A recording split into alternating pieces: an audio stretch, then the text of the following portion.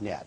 Well, you all know Dr. Nouriel Roubini, our friend from NYU, who predicted the financial mess back in '06. He says the U.S. slump may end around the end of the year. Overnight, we got some evidence that maybe we're going that way. Consumer confidence bumped way up. The conference board said we are well north of 50. Our happy days back once again. The original, the one and only, Marc Faber, the Dr. Doom of the Gloom, Doom, and Boom Report, is here with us on the show today. Guten Tag, my friend. Yes. How are you? Hey, very well. Yourself? Well, you seem like nice to see you. You're a jolly good fellow today. Yes, I'm always happy when I see you. Oh, I'm so happy to see you. How are things looking nowadays? The conference board announced the consumer confidence figures in America are up. Oil prices are up. People are happy days are here again. Well, I think everything is relative. I think, as you know, the economies around the world collapsed and fell off a cliff after September, and they probably sloughed and bottomed out in March. And there's a bit of rebound at the present time economically. But I don't think that you will go back anytime soon to the type of growth rates we had in 2006, 2007, nor to the type of prosperity we had at that time. So yes, maybe you have a rebound from a low level, but I think there's still a lot of clouds out there. The financial markets may move in a different tune. That is a totally different story from the real economic world. Roubini, you know Roubini. Do you talk to Roubini? No, I don't talk to him. You're mad at him. You're still mad at him because they call him Dr. No, Doom. no, not at all. Actually, you don't care. All right. We were at conferences together, but we never really met. And I seldom go to New York, and he also travels a lot. But I have great sympathy for his writings. I think he's a very good economist. And I don't think he doesn't come to Chiang Mai, Thailand very often. He's always I don't think so. Big cities there. He says the U.S. Nor does he go out at night to the same places I go to. We'll talk about that after the show. I want to know where you go, actually, because I want to be happy. I want to be as happy a guy as you are. Where is the? He says the U.S.-led mess recovery might be by the end of the year.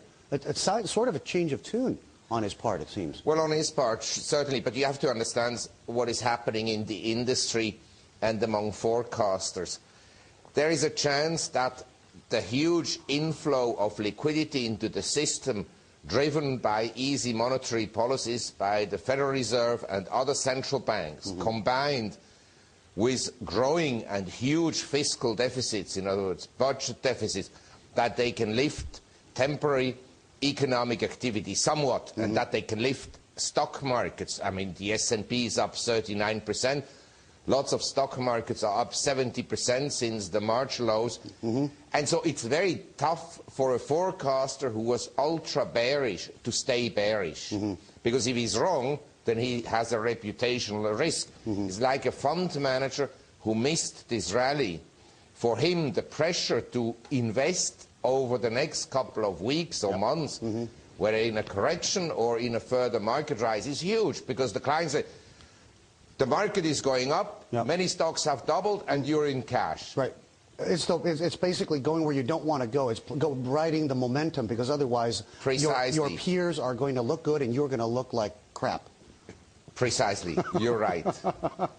Look, we better start taking some questions, because I've only got about 200 to get through today from viewers. It's going to be hit or miss here, because we got just so, I mean, the sheer volume coming in today. So I'm just going to start picking and choosing. Here's one here from DJ, okay? This is the one from Las Vegas here. I flagged the team too. He wrote in a little bit earlier. DJ writes in from Las Vegas, Nevada.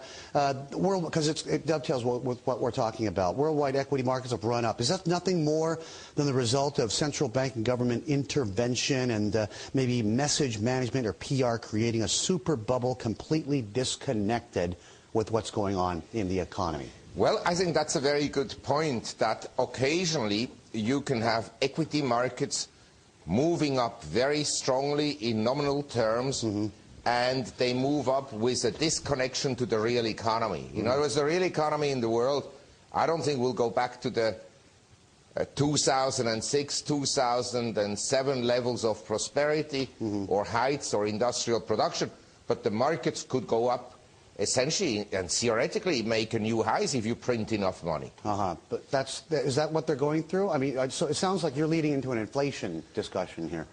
Well, yes, I think that people say, well, this is a bear market rally, or there's no fundamental reason for this increase in equity prices.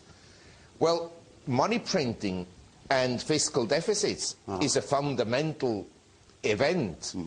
And if I throw money at the system, say in this room, if I double the supply and the quantity of money, and I create a huge deficit, I can create a mini boom. Not a lasting boom, but a mini boom, a crack-up boom that then explodes at some point. Okay.